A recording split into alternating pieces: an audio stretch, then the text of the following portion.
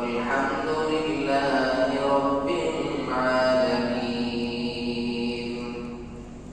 সকলে মুহাব্বতের সাথে দরুদ ইব্রাহিম পাঠ করুন আল্লাহুম্মা সাল্লি আলা মুহাম্মাদিন ওয়া আলা আলি মুহাম্মাদ কামা সাল্লাইতা আলা ইব্রাহিম ওয়া আলা আলি ইব্রাহিম ইন্নাকা হামিদুম মাজিদ اللهم بارك على محمد وعلى آل محمد كما باركت على إبراهيم وعلى آل إبراهيم إنك حميد مجيد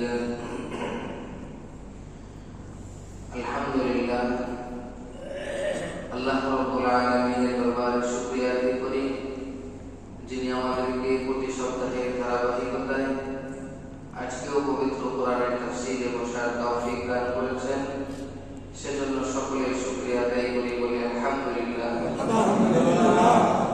সম্মানিত হাজিরিন, গত সপ্তাহে আলোচনা শেষ হয়েছিল সূরাতুল বাকারার 129 নম্বর আয়াত শুরু করার পর আয়াতের মাঝখানে আমরা আসতে পারি নাই। সূরাতুল বাকারার 129 নম্বর আয়াত থেকে আলোচনা হবে আজকে। এই আয়াতের মধ্যে হযরত ইব্রাহিম আলাইহিস সালাতু ওয়াস সালামের মুনাজাত দোয়া সম্পর্কে আলোচনা চলছে।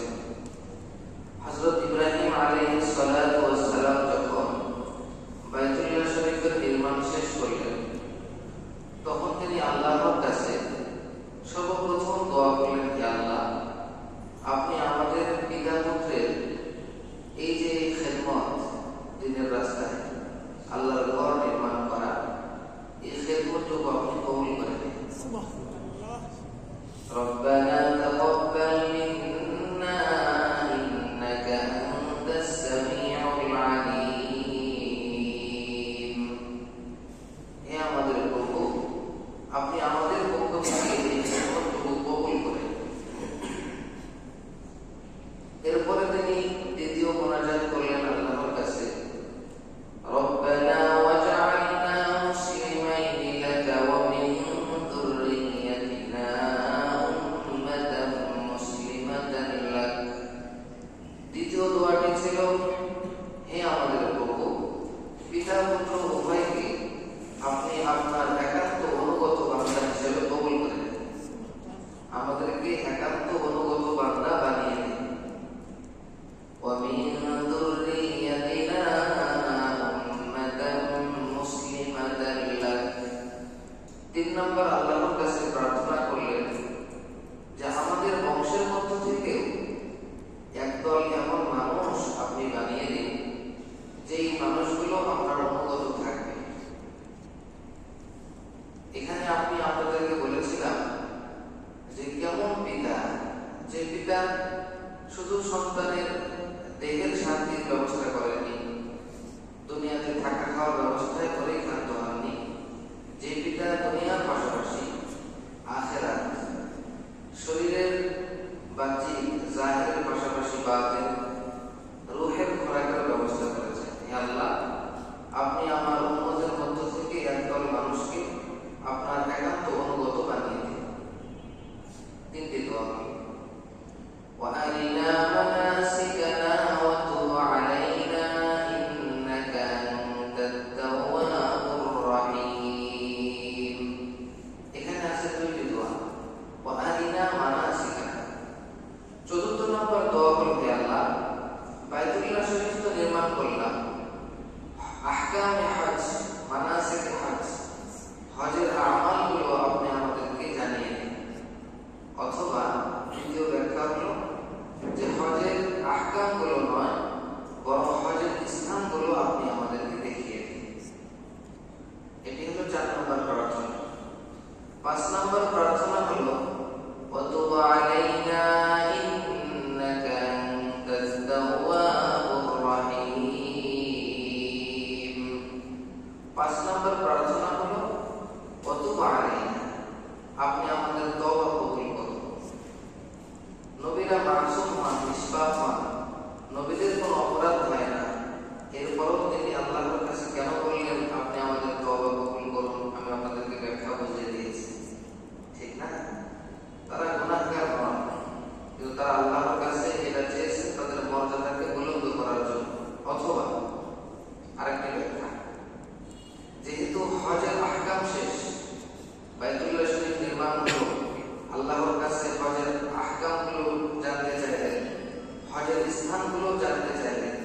হজ শেষ, বান্দারা যখন হজ শেষ করবে তখন যেন তারা আল্লাহর কাছে তওবা করে, কারণ হজ শেষে বান্দার গুনাহ মাফ হয়ে যায়। এই জন্য ইব্রাহিম আলাইহিস সালাম আমাদেরকে শিক্ষা দিলেন যে আমার পরে যত আমার সন্তানরা উম্মতরা দুনিয়াতে আসবে, তারাও যেন হজ করার পরে আল্লাহর কাছে তওবা করে। ওয়াতুব আলাইনা ইন্নাকা আনতাত তাওয়াবুর রহিম, এভাবে কি করলেন? আল্লাহর কাছে তওবা করলেন।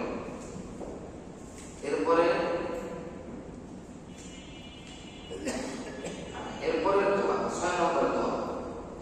6 নম্বর প্রার্থনার দোয়া হলো আমাদের এই আয়াত। এই আয়াতে তিনি বলেন রব্বানা ওয়াবআথ ফীহিম রাসূলান মিনহুম ইয়াতলু আলাইহিম আয়াতিক। এখানে ইব্রাহিম আলাইহিস সালাম আল্লাহর কাছে প্রার্থনা করলেন, হে আমাদের প্রভু, আপনি আমার এই বংশের মধ্যে এদের মধ্য থেকে একজন রাসূল প্রেরণ করুন। হযরত ইসমাঈল আলাইহিস সালামের বংশের মধ্যে কি প্রেরণ করুন? একজন রাসূল প্রেরণ করুন, যে রাসূল দুনিয়াতে এসে 4টি কাজ করবে। কয়টি কাজ?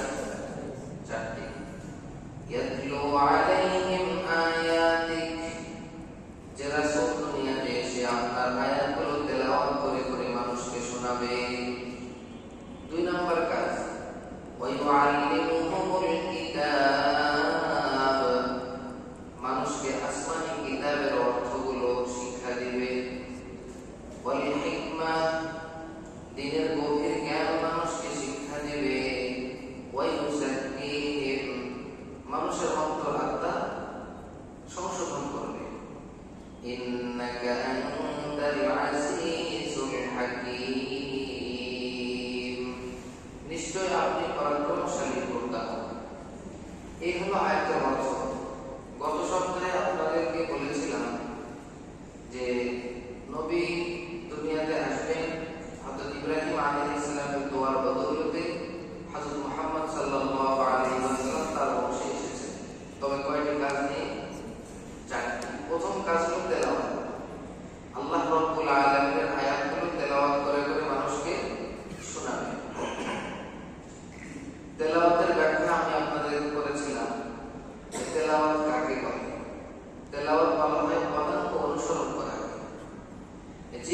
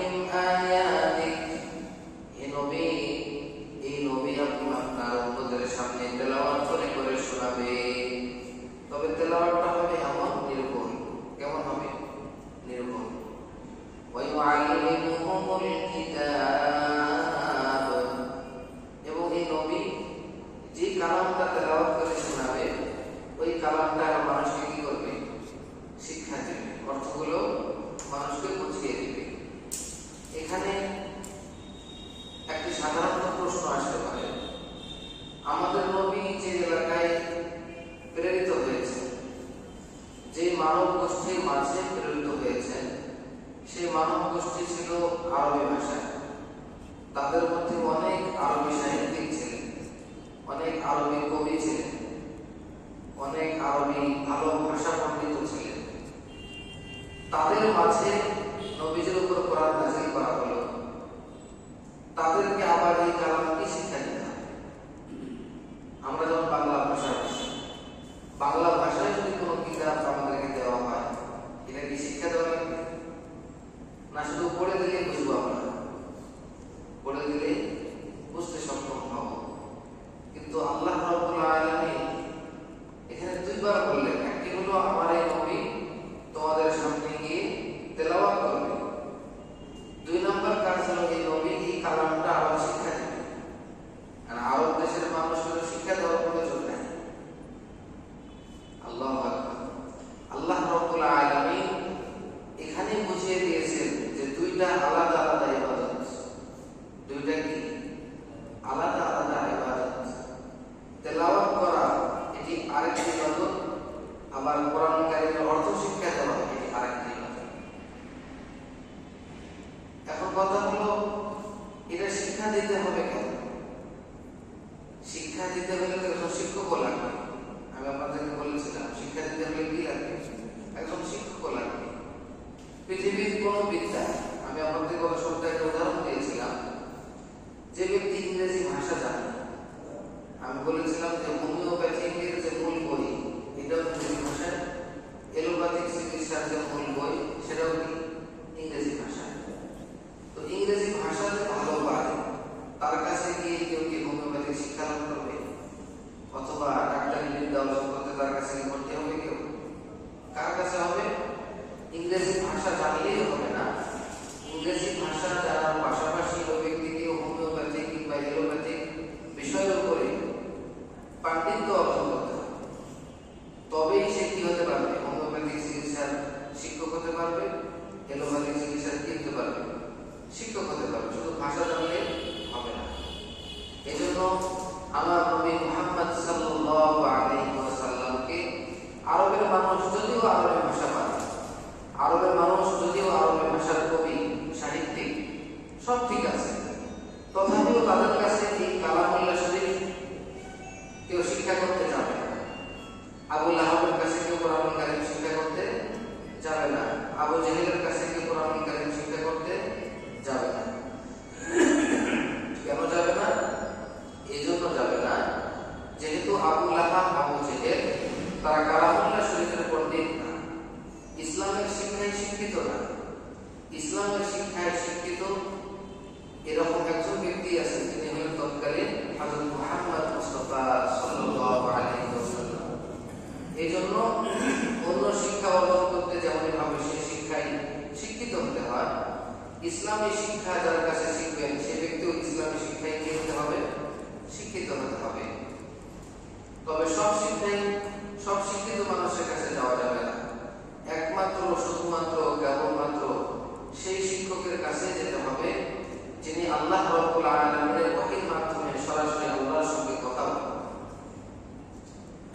তাহলে বোঝা গেল পবিত্র কালামুল্লাহ শরীফ যার কাছে শিক্ষা লাভ করব তিনি দুনিয়ার কোনো সাধারণ মানুষ নন, তিনি মহান আল্লাহ রাব্বুল আলামিনের অত্যন্ত নৈকট্যপ্রাপ্ত পবিত্র এক সন্তান, যে নবীর কোনো অপরাধ নাই, যে নবীর কোনো গুনাহ নাই, যে নবীকে কোটি কোটি কোটি কোটি মানুষের মধ্যে নির্বাচিত করে আল্লাহ তাআলা নবুয়ত দান করেছেন, তাকে রাসূল বানিয়েছেন। একমাত্র তার কাছে এই কিতাব শিক্ষা লাভ করতে হবে, অন্য কারোর কাছে শিক্ষা লাভ করা যাবে না। এরপরে পবিত্র কালামুল্লাহ শরীফ তেলাওয়াত করা একটি আলাদা ইবাদত, কালামুল্লাহ শরীফের অর্থ শিক্ষা করা, বোঝা এটি আরেকটি ইবাদত। আচ্ছা, এই হিসাবে আমরা উসুলে ফিকহ, ইসলামী ফিকহের যে মূলনীতি এখানেও আমরা দেখতে পাই আল কুরআন হুয়া আন-নাযম ওয়াল মা'না জামিআ। ইসলামী ফিকহ যে আছে, ইসলামী ফিকহের মূলনীতিতে দেখা গেল যে পবিত্র কোরআন কাকে বলে? পবিত্র কোরআন বলা হয় আন-নাযম ওয়াল মা'না, শব্দ এবং অর্থ উভয়টাকে কোরআন বলে। শব্দকেও কোরআন বলে, অর্থকেও কোরআন বলে।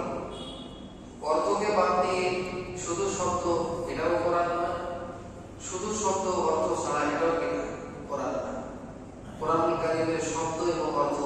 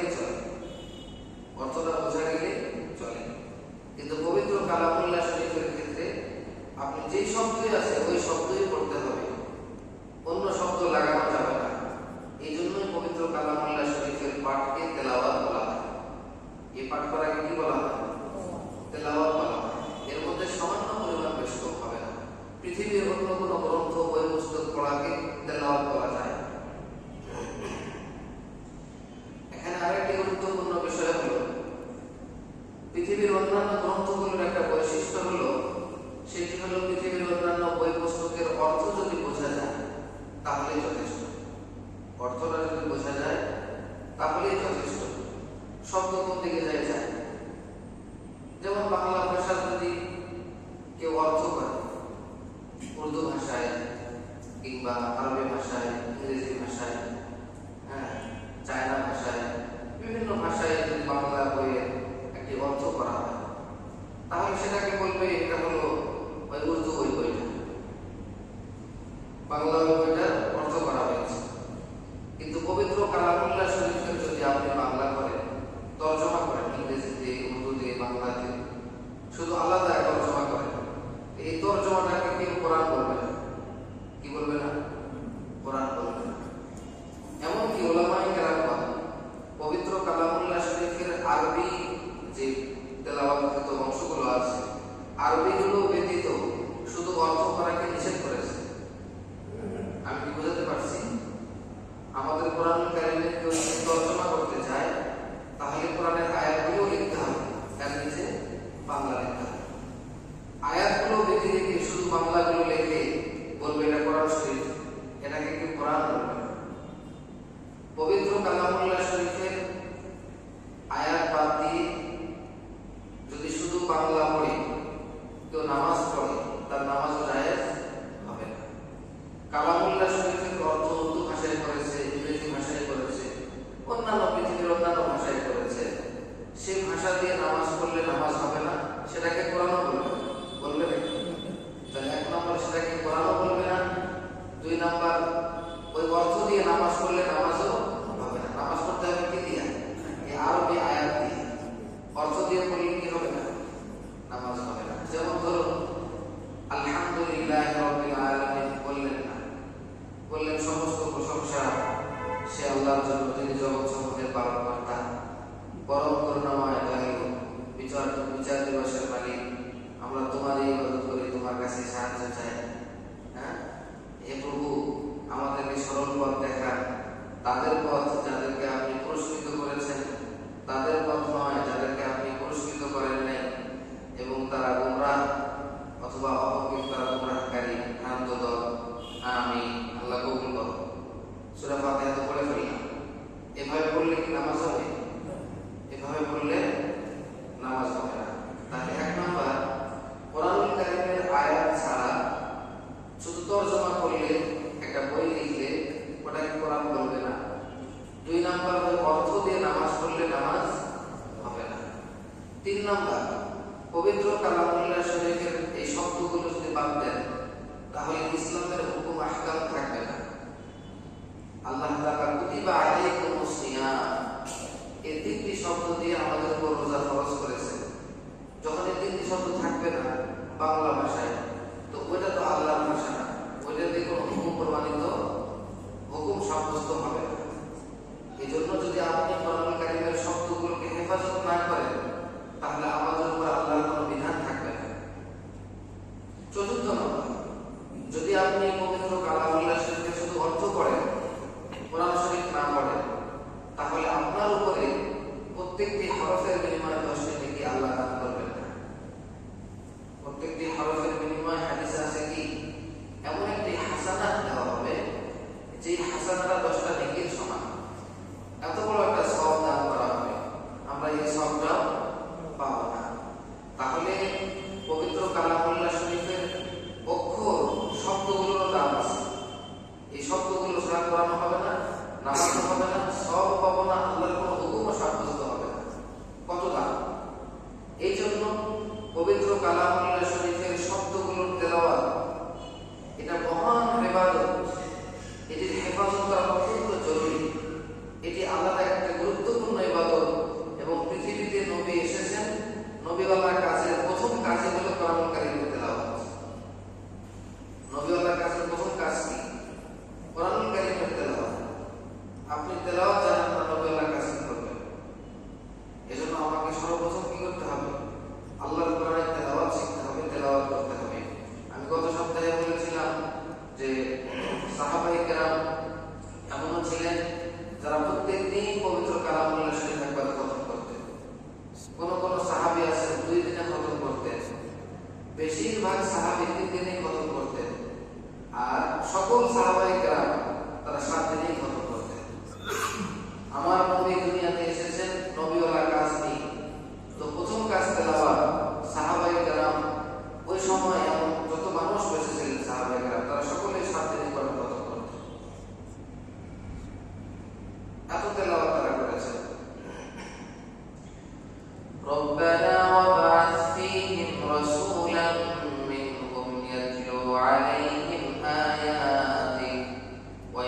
ويعلمهم الكتاب والحكمة হে আমাদের প্রভু আপনি তাদের বংশের মধ্যে তাদের মধ্য থেকে একজন রাসূল প্রেরণ করুন যিনি তাদের সামনে আপনার আয়াতগুলো তেলাওয়াত করে করে মানুষকে শোনাবে ওয়ায়ুআল্লিমুহুমুল কিতাবা ওয়াল হিকমা তাদেরকে কিতাব এবং হিকমত শিক্ষা দান করবে কিতাব এবং হিকমত শিক্ষা দান করবে তাহলে কোরআনুল কারীমের তেলাওয়াত আলাদা ইবাদত অর্থগুলো শিক্ষা করা আলাদা ইবাদত বুঝা গেছে তো ভাই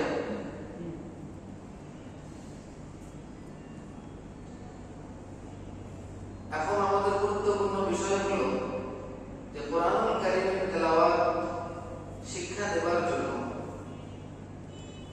আল্লাহ এর যে একজন রাসূল জরুরি কোরআনুল কারীম তেলাওয়াত শিক্ষা দেওয়ার জন্য একজন রাসূল যে জরুরি এই রাসূল যদি জরুরি না হতো তাহলে তো আল্লাহ রাব্বুল আলামিন পবিত্র কালামটাকে যে কোনো মানুষের কাছে পাঠিয়ে দিতে পারতেন না কোনো না কোনো ভাবে আল্লাহ তাআলা আসমান থেকে একটা কিতাব নাযিল করতে পারতেন কিন্তু আল্লাহ তাআলা কি সাধারণ ভাবে নাযিল করেছেন না পৃথিবীর সূচনা থেকে হযরত আদম আলাইহিস সালাম থেকে আমাদের নবী পর্যন্ত আল্লাহ তাআলার দ্বীন প্রতিষ্ঠা করার একটি মাত্র নিয়ম সেটি হলো আল্লাহ তাআলা একজন পয়গম্বর পাঠিয়েছেন এবং সেই পয়গম্বরকে আল্লাহ তাআলা একটা আসমানি কিতাব দান করেছেন এই পয়গম্বর আল্লাহর পাঠানো এই রাসূল আল্লাহর পাঠানো এই কিতাব এই দুটার মাধ্যমে পৃথিবীতে ইসলাম দ্বীন প্রতিষ্ঠা হয়েছে এবং পৃথিবীর সূচনা থেকে এটা হয়েছে আমাদের শেষ নবী মুহাম্মদ সাল্লাল্লাহু আলাইহি ওয়াসাল্লাম যখন দুনিয়াতে এসেছেন তখনও তিনি পয়গম্বর হিসেবে এসেছেন আল্লাহ তাআলা তার কাছে একটি কিতাব নাযিল করেছেন এই কিতাব এবং এই রাসূল এই দুইটার মাধ্যমে পৃথিবীতে দ্বীন প্রতিষ্ঠা হয়েছে এজন্য রাসূল খুব প্রয়োজন রাসূল ছাড়া কি হবে দ্বীন শিক্ষা করা যাবে না ওয়ায়ুআল্লিমুহুমুল কিতাবা ওয়াল হিকমা রাসূল কারীম সাল্লাল্লাহু আলাইহি ওয়াসাল্লাম নবী হয়ে দুনিয়াতে এসেছেন এর দুই নম্বর কাজ হলো কিতাব শিক্ষা দেওয়া এখন তিন নম্বর কাজ হলো হিকমত শিক্ষা দেওয়া হিকমত শব্দের অর্থ হলো কৌশল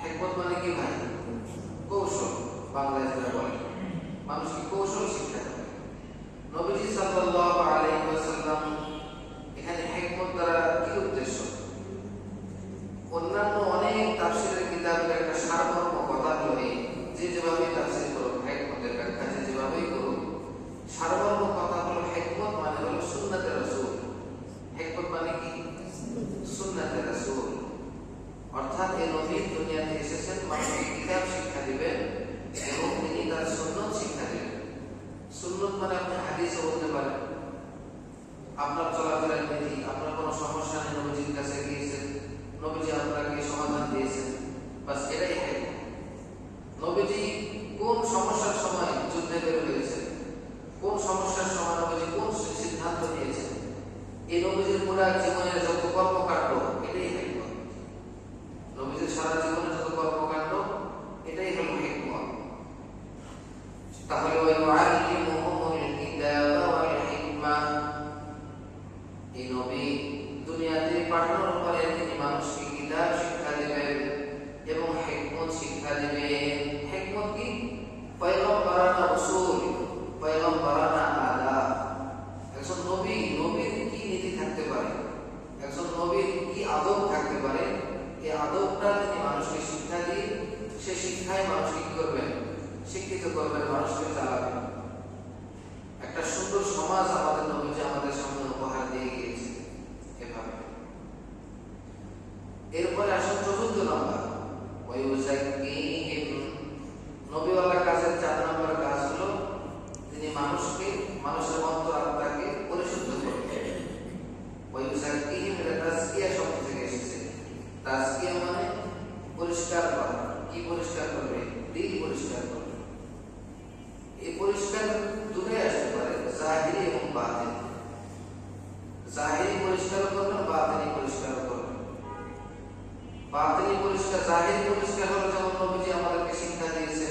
নাপাক পাগলা পাগলা গেলে, পেশাব করলে, পায়খানা করলে কিভাবে পবিত্র হতে হবে, নবীজি এগুলো শিক্ষা দিয়েছেন জাহেরি ভাবে।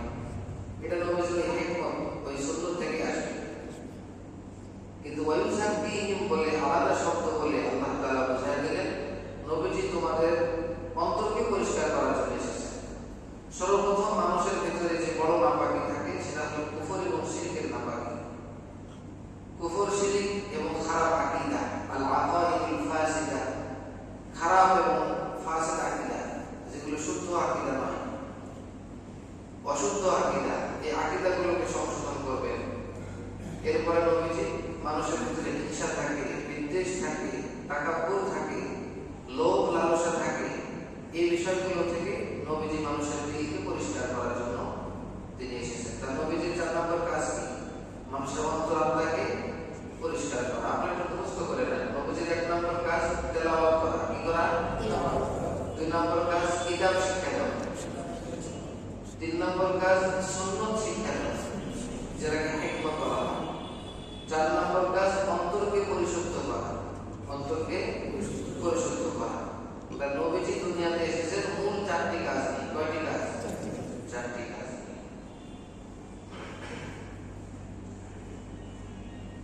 এখন কথা হলো, একটা প্রশ্ন আসতে পারে যে তেলাওয়াত করে শোনাবেন, আসমানি কিতাব শিক্ষা দিবেন, হিকমত শিক্ষা দিবেন, জীবনের শুরু থেকে শেষ পর্যন্ত কিভাবে জীবন চালাবে, সুন্নাত তামাম শিক্ষা দিয়েছেন, অন্তরাত্মাকে পরিষ্কার করার দরকারটা কি? এই প্রশ্নের উত্তর হলো যে একটি মানুষ আক্ষরিক জ্ঞান অর্জন করে যেমন এভাবে পরিপূর্ণ হতে পারে না, কথা বুঝছেন? আক্ষরিক জ্ঞান অর্জন করে যেমন এভাবে একটি মানুষ পরিপূর্ণ হতে পারে না, ঠিক তেমনি ভাবে সকল যে কোনো বিষয়ে জ্ঞান শিক্ষা করে মানুষ পরিপূর্ণ হতে পারে না। আপনি বলুন তো, একটি মানুষ ইঞ্জিনিয়ারিং পড়ে বড় ইঞ্জিনিয়ার হয়ে গেল, ডাক্তারি পড়ে বড় ডাক্তার হল, সে কি কাঙ্ক্ষিত পরিপূর্ণ মানুষ হতে পেরেছে? না। কাঙ্ক্ষিত পরিপূর্ণ মানুষ তখনই হবে যখন তার অন্তরাত্মা পরিশুদ্ধ হবে। আপনি অনেক বড় হয়েছেন, আপনার দিল পরিষ্কার হয় না, আপনার ভিতরে অহংকার, তাকাব্বুর, মানুষকে মানুষই মনে করেন না। আপনি যত বিদ্যা অর্জন করেন, আপনি এখনো কাঙ্ক্ষিত পরিপূর্ণ মানুষ হতে পারেন না। এই জন্য এখানে তাফসীরের কিতাবের মধ্যে লিখছে, যতক্ষণ পর্যন্ত কোনো বড় বুজুর্গের হাতে হাত রেখে সে মানুষ নিজের অভ্যাসকে চেঞ্জ করতে না পেরেছে, নিজেকে ওই বুজুর্গের হাতে সঁপে দিয়ে নিজেকে সংশোধন করতে না পেরেছে, ততক্ষণ পর্যন্ত সে মানুষ কাঙ্ক্ষিত মানুষ হতে পারে। আপনি একা অন্তর পরিষ্কার করতে পারবেন না, আপনাকে অন্তর পরিষ্কার করার জন্য কারো কাছে যেতে হবে। এই জন্য তাফসীরের মধ্যে ব্যাখ্যা দিয়ে লেখা থাকে, পরিপূর্ণ ব্যাখ্যা করে লেখা থাকে। যতক্ষণ পর্যন্ত কোনো শায়েখ, কোনো মুরব্বির কাছে না গেছে, উস্তাদের কাছে না গেছে, শায়েখের কাছে না গেছে, ততক্ষণ পর্যন্ত আপনার মন পরিষ্কার হবে না। আপনি একা পারবেন না। যদি একাই পারা যেত তাহলে আল্লাহ রাব্বুল আলামিন রাসূল প্রেরণ করতেন না। রাসূল প্রেরণ করে শিক্ষা দিয়েছেন যে ওনারই কাজ তেলাওয়াত করে, কিতাব শিক্ষা দিয়ে, হিকমত শিক্ষা দিয়ে আবার তোমাদের অন্তরাত্মাকে পরিশুদ্ধ করে দেবে। রাসূল প্রেরণ করে আল্লাহ বুঝিয়ে দিয়েছেন যে মুরব্বি লাগবে, উস্তাদ লাগবে। আচ্ছা, এইখান থেকে আমরা একটা চিকন কথা বের করতে পারি। এখান থেকে কি করতে পারি? চিকন কথা বের করতে পারি। সেটি হলো মানুষের হেদায়েতের জন্য এবং মানুষের অন্তরাত্মার পরিশুদ্ধির জন্য তাহলে পৃথিবীতে কয়টা জিনিস জরুরি? মানুষের হেদায়েতের জন্য, মানুষের অন্তরাত্মার পরিশুদ্ধির জন্য তাহলে কয়টা জিনিস জরুরি হয়? 2টা জিনিস জরুরি। একটি হলো আল্লাহ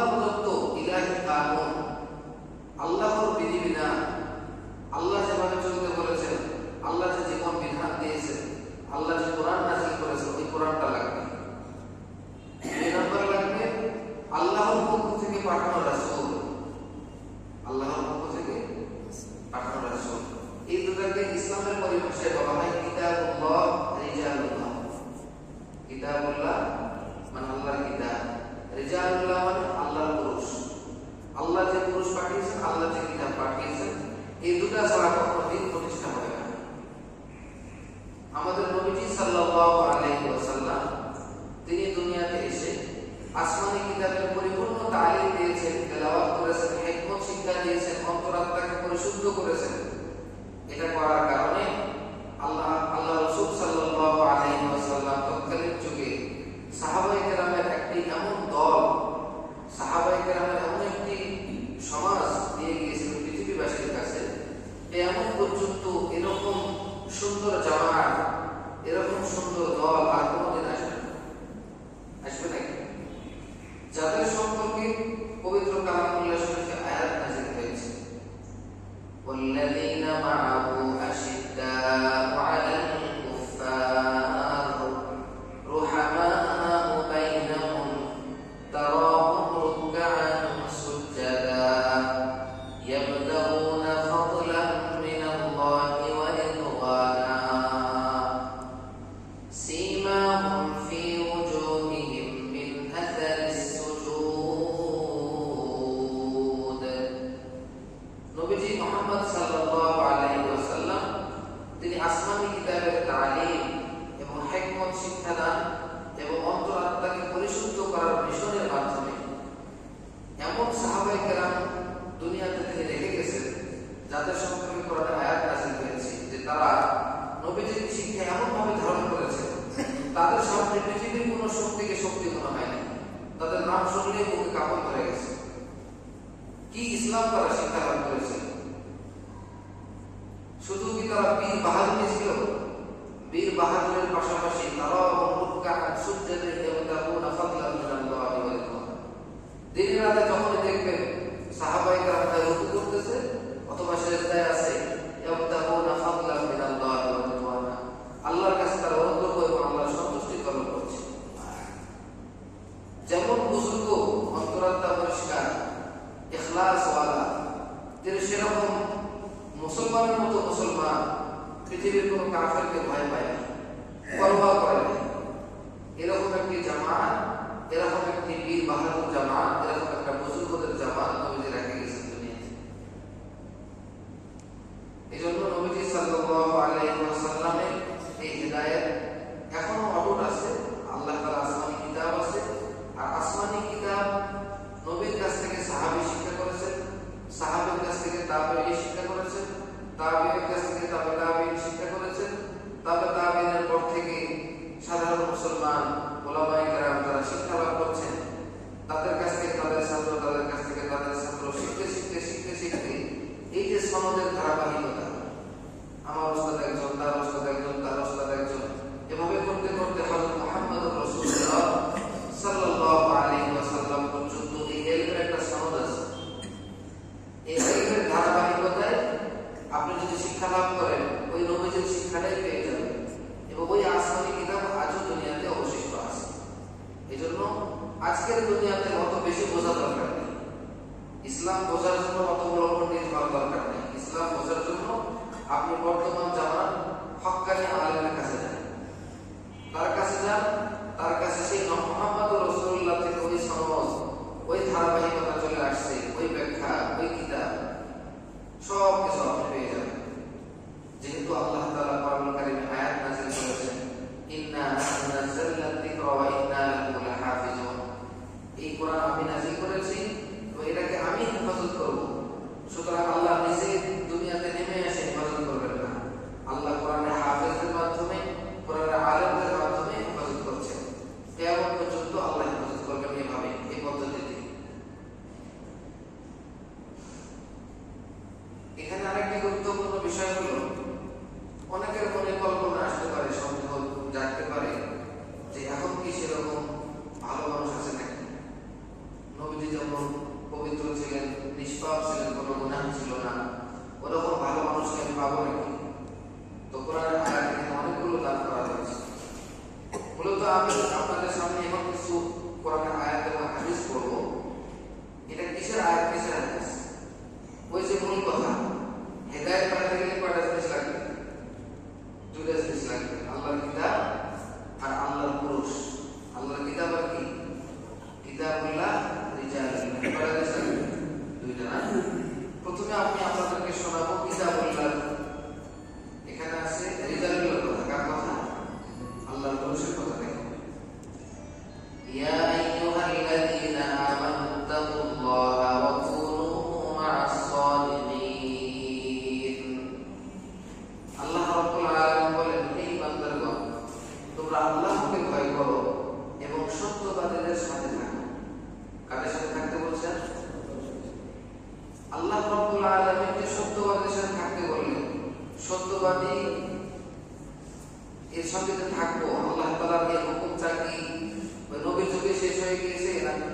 কিয়ামত পর্যন্ত আল্লাহর এই হুকুমটা থাকবে। আল্লাহর কোরআনে আয়াতটা কিয়ামত পর্যন্ত থাকবে না। তো কিয়ামত পর্যন্ত যদি আল্লাহর এই হুকুম থাকে সত্যবাদীদের সাথে থাকো, তাহলে কিয়ামত পর্যন্ত আল্লাহর হুকুম সত্যবাদীদের সাথে থাকো, আল্লাহকে ভয় করো, সত্যবাদীদের সাথে থাকো। কিয়ামত পর্যন্ত আল্লাহর হুকুম, তাহলে আমি এই হুকুমটা পালন করা জরুরি না আমার জন্য? তো হুকুমটা পালন করতে গেলে আমাকে তো সত্যবাদীর কাছে যাইতে হবে। সত্যবাদী কি আছে? আল্লাহর হুকুম যেহেতু কিয়ামত পর্যন্তর জন্য যে সত্যবাদীদের সাথে থাকো, সুতরাং কিয়ামত পর্যন্ত সত্যবাদী দুনিয়াতে থাকবে। কিয়ামত পর্যন্ত সত্যবাদী ব্যক্তি দুনিয়াতে থাকবেই। আপনি যদি বলেন আজকে দুনিয়াতে ভালো মানুষ পাই না, ভালো আলেম পাই না, ভালো হুজুর পাই না, আপনার চোখে ভালো না হতে পারে, বাকি ভালো আছে দুনিয়াতে। কারণ আল্লাহর হুকুম, আল্লাহকে ভয় করো, সত্যবাদীদের সাথে থাকো, কিয়ামত পর্যন্ত এই হুকুমটা চলবে। তো কিয়ামত পর্যন্ত সত্যবাদীদের নাই থাকতো, আল্লাহ তো মিথ্যা কথা বলতেন। আল্লাহ কি মিথ্যা কথা বলতেন? বলতেন না। আচ্ছা, 2 নম্বর আয়াত, উলাইকা আল্লাযীনা সাদাকু ওয়া উলাইকা হুমুল মুত্তাকুন। তারাই হলো সত্যবাদী, যারা হলো তাকওয়াবান। সত্যবাদীর পরিচয় কি ভাই?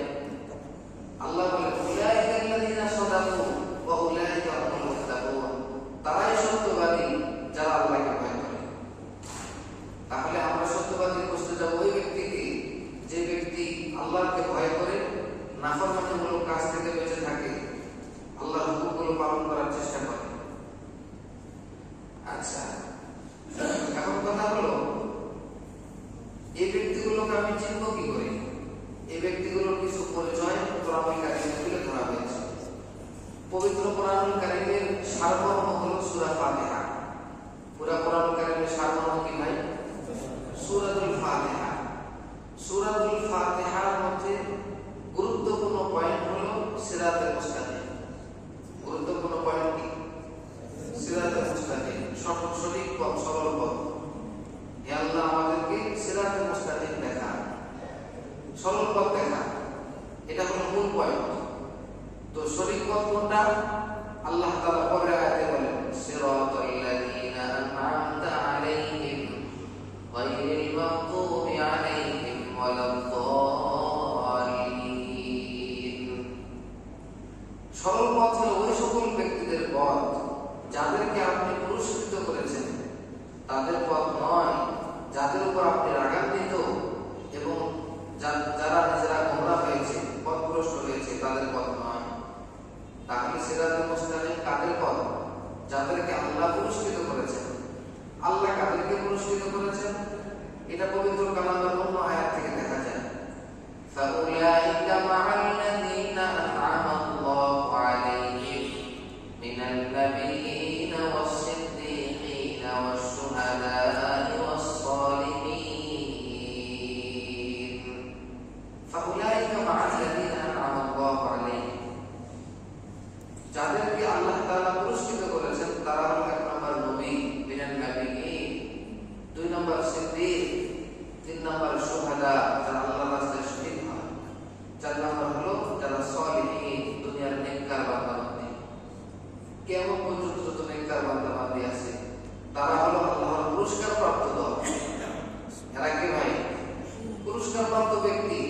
আর এরা যেভাবে চলে ওটাই সিরাতুল মুস্তাকিম। আমার নবী যেভাবে চলেছেন, সিদ্দিক আকবর যেভাবে চলেছেন, শহীদ যারা আল্লাহর রাস্তায় যারা জীবন দিয়ে শহীদ হয়েছেন তারা যে পথে চলেছেন, এবং দুনিয়াতে যারা নেককার বান্দা-বান্দী তারা যেভাবে চলে ওটাই সিরাতুল মুস্তাকিম। ওই ব্যক্তিরাই সত্যবাদী। ওই ব্যক্তিরাই কি? সত্যবাদী।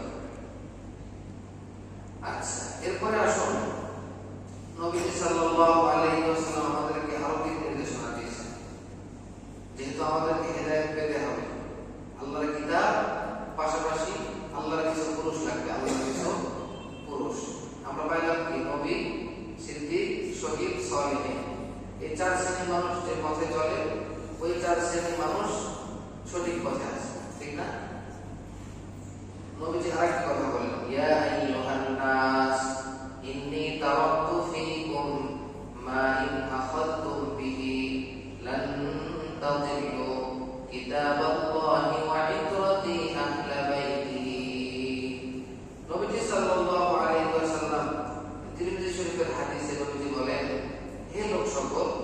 আমি তোমাদের কাছে কিছু জিনিস রেখে যাচ্ছি, যতদিন পর্যন্ত তোমরা মজবুত ভাবে এই জিনিসগুলো ধরে রাখবে, ততদিন পর্যন্ত তোমরা কোশ্চেন কালেও বিভ্রান্ত হবে না, গোমরাহ হবে না।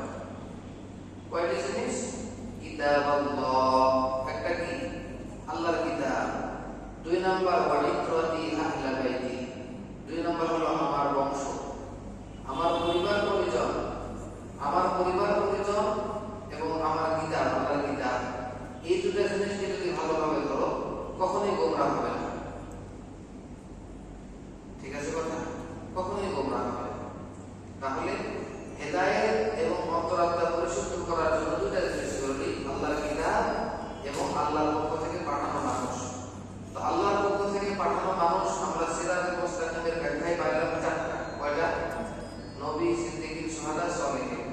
আর হাদিস থেকে পাইলাম আরেকটা, সেটা হলো নবীর পরিবার। আচ্ছা, আরেকটা হাদিস আছে বুখারী শরীফের হাদিস।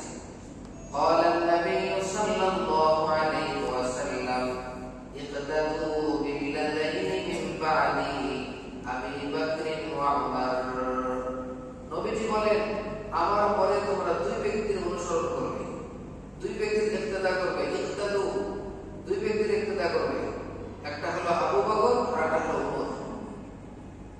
তার নবীজির এই হাদিস থেকে পাইলাম যে কিতাবুল্লাহর পাশাপাশি রিজালুল্লাহ, আল্লাহর পক্ষ থেকে পাঠানো পুরুষ আবু বকর এবং উমর, নবীজির হাদিস থেকে পাইলাম। এর আগের হাদিসে কি পাইলাম?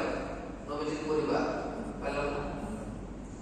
আচ্ছা, এরপরে আরেকটি হাদিস নবীজি বলেন, আলাইকুম বিসুন্নতি ওয়া সুন্নাতিল খুলাফাইর রাশিদিন। নবীজি বলেন, তোমরা আমার সুন্নতকে আঁকড়ে ধরবে। কি করবে? আমার সুন্নতকে আঁকড়ে ধরবে। ওয়া সুন্নাতিল খুলাফাইর রাশিদিন, এবং খুলাফায়ে রাশিদিন যে 4 জন আছে, অনেকে 5 জন বলে থাকে। খুলাফায়ে রাশিদিন এদের সুন্নতকে তোমরা আঁকড়ে ধরবে। আবু বকর, ওমর, ওসমান, আলী। এবং পাঁচজনকে অনেকে ওমর ইবনে আব্দুল আজিজকেও খুলাফায়ে রাশিদিনের অন্তর্ভুক্ত ধরে থাকে। তো এই 5 জন যদি হয়, তার 5 জনকে ধরতে পারে যে এদেরকে তোমার, এদের সুন্নতকে তোমরা আঁকড়ে ধরো। এরা যদি কোনো হুকুম করে, এরা যদি কোনো কিছু করতে বলে বা কোনো কিছু করতে বারণ করে, এটা মজবুত ভাবে ধরবে। তাহলে আমরা সিরাতুল মুস্তাকিমের ব্যাখ্যায় পাইলাম নবী, সিদ্দিকীন, শহীদ, সালেহ। নবীজির হাদিস থেকে প্রথমে পাইলাম নবীজির পরিবার, 2 নম্বর হাদিসে পাইলাম আবু বকর, ওমর, 3 নম্বর হাদিসে পাইলাম খুলাফায়ে রাশিদিন। ঠিক আছে না? এই সমস্ত ব্যক্তিগুলোকে সামনে রাখতে হবে। রাখলে আমরা কি পাবো? সঠিক পথ খুঁজে পাবো ইনশাআল্লাহ।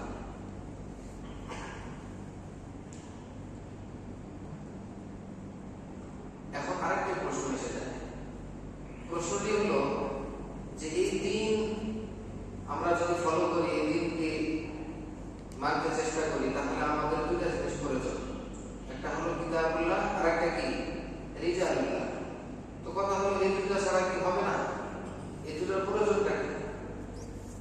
আমরা আল্লাহর কিতাব পড়ব, আল্লাহর কিতাব অধ্যয়ন করে বুঝবো, বুঝে এর উপর আমল করব। আমাদের এই মানুষগুলোর দরকারটা কি? অনেকে এরকম আছে না, জানেন? অনেকে এরকম বলে। আমাকে একটা শিক্ষিত মানুষ বলেছিল, হুজুর তাবলীগে যে যাবো, সব তো মূর্খ মানুষ, ওদের কাছে আমি কি শিখবো? আমার যে একটা, আমি কিতাব পড়বো, বই পড়বো, বইয়ের মধ্যে বুখারী শরীফ, মুসলিম শরীফ পড়বো, এখান থেকে আমি বুঝবো, আমি এভাবে চলতে পারবো। ওই মানুষগুলো আমাকে কি শিখাবে? সাধারণ মানুষের ব্রেনে কি থাকে? বিভিন্ন ধরনের প্রশ্ন উদয় হয়। এই প্রশ্নগুলো মাঝে মাঝে আলেমদের কাছে কি করে নিতে হয়? ভেঙে নিতে হয়। তো আমি আপনাদের যে প্রশ্নের উত্তর দিই যে শুধু কিতাব পড়লে হবে না, একজন ব্যক্তির কাছে বুঝতে হবে। কেন? ওই যে একই উদাহরণ, সেটা হলো আপনি পুঁথিগত বিদ্যা, ডাক্তারি বিদ্যা অর্জন করেছেন, কিন্তু 1 বছর কি করেন না, আপনি ইন্টারনি করেন না। নবীজি সাল্লাল্লাহু আলাইহি ওয়াসাল্লামের উপর আসমানী কিতাব নাযিল হয়েছে।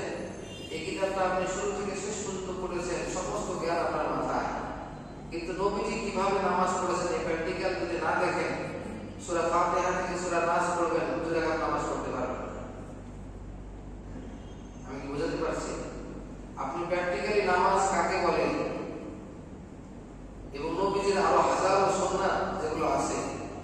যদি আপনি ইসলামী জ্ঞানে শিক্ষিত কোন বুজুর্গ, কোন ওস্তাদ, কোন আলেম, কোন শায়েখের কাছে না যান, আপনি ইসলাম কখনোই বুঝবেন না। তাহলে আমি আপনার প্রশ্ন উত্তর দিতে পারছি? যদি আপনি শুধু বুখারী শরীফ নিয়ে বসেন, মুসলিম শরীফ নিয়ে বসেন, কষ্টিতকালেও আপনি 2 রাকাত নামাজ পড়ে দেখাতে পারবেন না, পারবেন না। অত নামাজের বিভিন্ন রকমের হাদিস পাইবেন, নামাজের ওয়াজিব পাইবেন, নামাজের মধ্যে কি কি বিধান আছে সব পাবেন, কিন্তু 2 রাকাত নামাজ কিভাবে পড়তে হবে এটা বুখারী, মুসলিম, সিয়াসত সব কিতাব একত্রিত করলেও 2 রাকাত নামাজ কিভাবে পড়তে হয় এটা আপনি কিতাব থেকে পাবেন না। আপনাকে পরিপূর্ণভাবে নামাজ বা ইসলামটা শিখতে হলে আপনাকে এই কিতাবের পাশাপাশি একজন প্র্যাকটিক্যাল শেখার জন্য, ইন্টারনি করার জন্য একজন বিশেষজ্ঞ আলেমের কাছে থাকতে হবে, যাইতেই হবে, না হলে সম্ভব না। এটি একটি প্রশ্নের উত্তর। আর এই ক্ষেত্রে কোন রকম বাড়াবাড়ি ছাড়াছাড়ি করা যাবে না। হেদায়েত এবং সংশোধনের জন্য কয়টা জিনিস লাগবে? আল্লাহর কিতাব এবং আল্লাহর পক্ষ থেকে পাঠানো পুরুষ, 2টা জিনিস লাগবে। এই 2টা জিনিসের ক্ষেত্রে কখনো বাড়াবাড়ি করা যাবে না, ছাড়াছাড়ি করা যাবে না। বাড়াবাড়ি যেমন আপনি মনে করেন যে কিতাব যেহেতু নিজে বোঝাই যাবে না, আলেমের কথাই শুনতে হবে, কিতাব বাদ, আমি আলেমের কাছে না, আপনি ভুল করতেছেন। আপনি কি করতেছেন? আপনি ভুল করতেছেন। এই পথে কি হাজার হাজার লাখ লাখ মানুষ গোমরাহ হয়েছে। উদাহরণ কি? উদাহরণ পবিত্র কালামুল্লাহ শরীফে আল্লাহ দিয়েছেন, ইত্তাখাযু আহবারহুম ওয়া রুহবানাহুম আরবাবান মিন দুনিল্লাহ। ইহুদিরা তারা তাদের বড় বড় পণ্ডিতদেরকে, ইহুদিদের বড় বড় আলেমদেরকে আল্লাহ ব্যতীত তাদেরকেই তারা বড় প্রভু বলে গ্রহণ করে নিয়েছে। আচ্ছা, আলেমকে, পণ্ডিতকে প্রভু কি একদিনে বলে বানিয়ে নিয়েছিল? একদিনে প্রভু বানায় নাই। প্রথমে তারা তাওরাত ইনজিল ছাড়ে দিয়েছে, আসমানি কিতাব ছাড়ে দিয়েছে, দিয়ে আলেমের কাছে আসছে। আলেমটাকে যাচাই করে নাই ইনি কি হক্কানি আলেম না হক্কানি আলেম না। এক পর্যায়ে শুধুমাত্র আলেমকে নিচে কিতাব ছেড়ে দেওয়ার কারণে ইহুদি জাতি তাদের যে ধর্ম, এই ধর্মটা ঠিক ছিল না, বাতিল হয়ে গিয়েছে। নবীজি সাল্লাল্লাহু আলাইহি ওয়াসাল্লামের যুগে ইহুদিদেরকে যে মাসলা দিত, ইহুদিরা যে মাসলা প্রশ্ন কাদের কাছে দিত? ইহুদিদের পণ্ডিতদের কাছে দিত। তারা যে মাসলা দিত সব ভুল মাসলা দিত, ভুল ফতোয়া দিত। তাদের তাওরাত ঠিক ছিল না, মানুষের টাকা খেয়ে তাওরাতের লেখা বিষয়ে ওদের মন মতো লিখে দিত, যাতে করে পরবর্তী বিচারের সময় যদি দেখায় তখন দেখাবে না এখানে তো ওই লেখাটা নেই, এখানে অন্য লেখা আছে। এরকম হেরফের করেছে। অতএব আপনি কিতাব বাদ দিয়ে শুধু যদি আলেমের কাছে যান তাহলেও আপনি সঠিক পথ পাবেন না। আবার আলেম বাদ দিয়ে শুধু কিতাব নিয়ে বসে থাকেন, আপনি সঠিক পথ পাবেন না। যেমনই ভাবে আজকে কিছু মানুষ একটু গোমরা বলা যাবে না, তবে সঠিক ইসলামটা বুঝতেছে না। আমি আপনাদেরকে উদাহরণ দিলে বুঝবেন। বাংলাদেশে, ভারতে, পাকিস্তানে যখন থাকে কোন আলেম ওলামা, তখন এদের একটা ধারা থাকে, যখনই তারা মদিনা ইউনিভার্সিটিতে যায়, যেখানে কোনো মাযহাব ভিত্তিক লেখাপড়া হয়, সকল মাযহাব নিয়ে উন্মুক্ত লেখাপড়া হয়। সকল মাযহাব নিয়ে উন্মুক্ত লেখাপড়া হলে আবার মক্কা মদিনার মসজিদে যখন নামাজ পড়তে যায়, কে হাত কোথায় পাবে, কেউ হাত ছাড়িয়ে রাখে, কেউ কোরআন শরীফ দেখে দেখে নামাজ পড়ে, বিভিন্ন ধরনের মানে রীতিকলাপ দেখে তখন সে তার পথ ভুলে যায়। সে যে পথে ছিল বাংলাদেশে থাকতে, ভারতে থাকতে, পাকিস্তানে থাকতে যে পথে ছিল, এই পথ তার ঠিক থাকে। দীর্ঘদিন সৌদিতে থাকার পর যখন দেশে আসে তখন বারবার হয়ে যায়, কারোটা পছন্দ হয়। ভারত, বাংলাদেশ, পাকিস্তানে যে গতিতে চলছে এটা হলো হানাফি মাযহাবের গতিতে চলছে। এখন উনি যে পথটা গ্রহণ করে সৌদি থেকে বাংলাদেশে আসলো, ওইটা কোনো মাযহাবই না। ওটা কি না ভাই? হানাফি মাযহাব না, মালিকি না, হাম্বলি না, শাফিঈ না, কোনো মাযহাব না। ওই ব্যক্তি যদি কোনো একটা মাযহাব ইখতিয়ার করে আসতো, হানাফি মাযহাব, শাফিঈ মাযহাব, মালিকি মাযহাব, তাহলে সে সঠিক পথে থাকতো। এই 4 মাযহাবের বাইরে যদি কেউ চলে, নিজের মন গড়া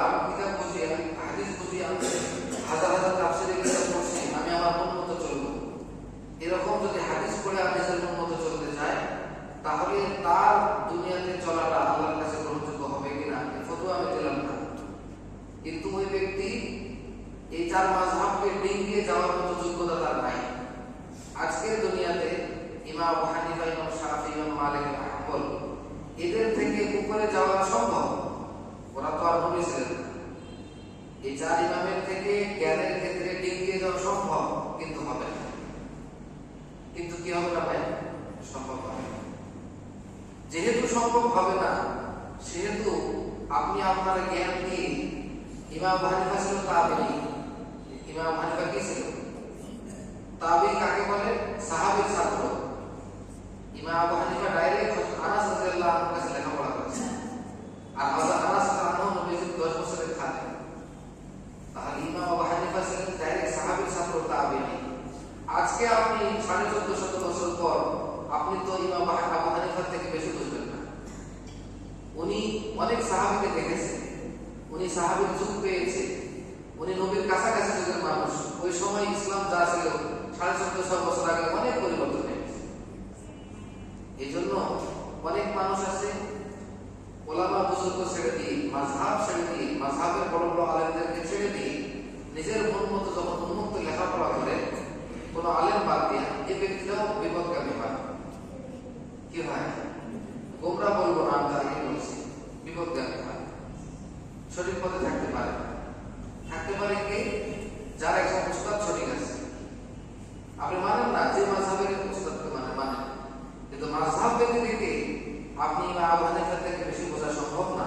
1450 বছর পরে এসে নিজেকে সালাফি দাবি করে, সালাফিদের অনুসরণ করা ভালো, সালাফিদের অনুসরণ করা অত্যন্ত ভালো, সমস্যা নেই, কিন্তু নিজেকে সালাফি দাবি করা বড় মুশকিল। আজকে তারা সালাফি দাবি করে, তারা সালাফি নয়। আমি কি বুঝতে পারছি? সালাফি দাবি করতে পারবে না, সালাফের অনুসারী বলতে পারবে, এর ক্ষেত্রে বলতে পারবে।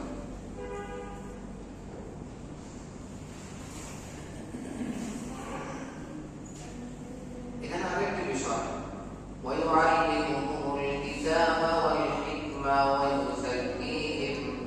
যে নবী দুনিয়াতে আসবেন, এই নবী মানুষকে কিতাব শিক্ষা দেবেন এবং মানুষকে হিকমত শিক্ষা দিবেন।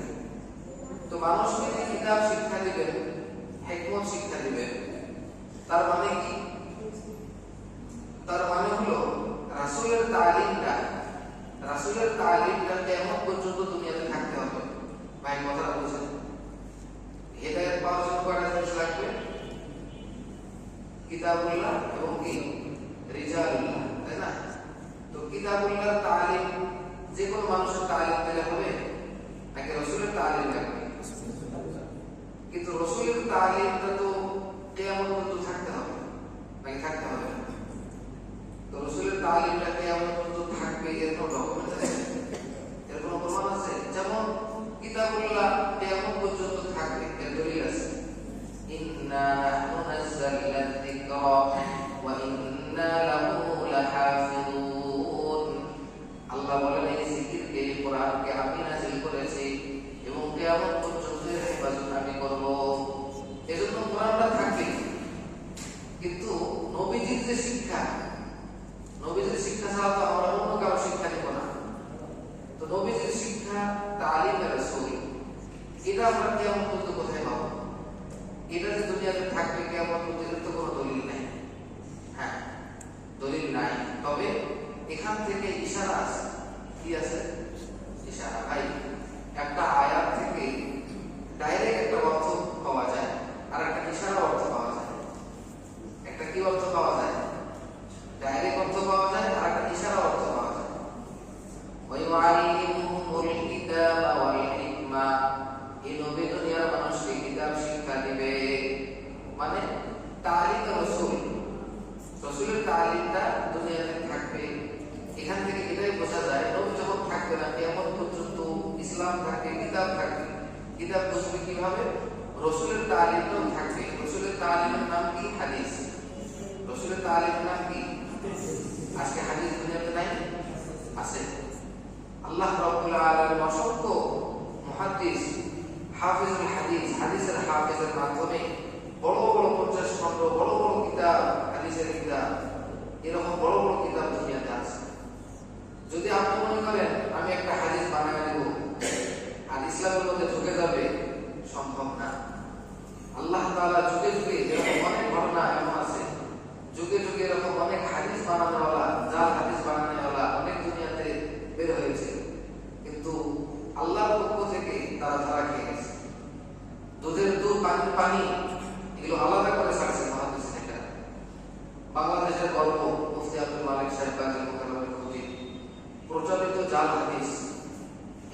সব হাদিস নয়, এরকম তিনি প্রায় 2 ঘন্টা 4 ঘন্টা কিতাব ছাপিয়েছে।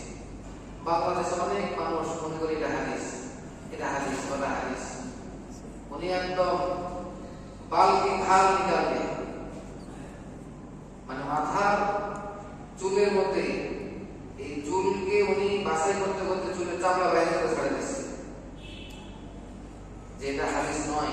পৃথিবীর কোনো কিতাবে এই প্রমাণ নাই। এজন্য রাসূলের তালিম, রাসূলের হাদিসও কিয়ামত পর্যন্ত থাকবে। কিতাব যেমন থাকবে, রাসূলের তালিমটা কি থাকবে? কিয়ামত পর্যন্তই থাকবে। তাফসীর ভাঙা ভাঙা বলতেছি, গুরুত্বপূর্ণ এই জন্য। আপনাদের কি খারাপ লাগতেছে? আচ্ছা, এখন আসো ওয়ায়ুসার কি। আমাদের তো বুঝতে কিছু দিয়েছে, টাইম মতো হয়ে যাচ্ছে। ওয়ায়ুসার কি? আচ্ছা, এটা শুরু করার দরকার নেই, তবে একটু ইশারা দিয়ে দিই। সেটা হলো 4th নম্বর। নবীজি 4 নম্বর কাজটা কি ছিল? মানুষের অন্তরাত্মাকে পরিশুদ্ধ করা। অন্তরাত্মা পরিশুদ্ধ করার প্রয়োজনীয়তা কি? অন্তরাত্মা পরিশুদ্ধ করার তরিকাটা কি? অন্তরাত্মা পরিশুদ্ধ করার জন্য কি করতে হয়?